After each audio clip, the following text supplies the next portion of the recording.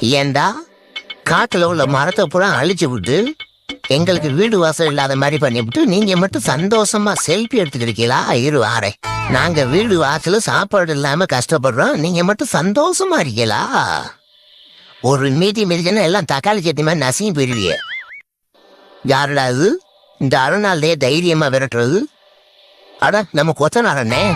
யாரை வேணா பாய்ச்சிக்கலாம், இந்த கொத்தனாரண்ண மட்டும் பாய்ச்சி வரக்கூடாதுப்பா.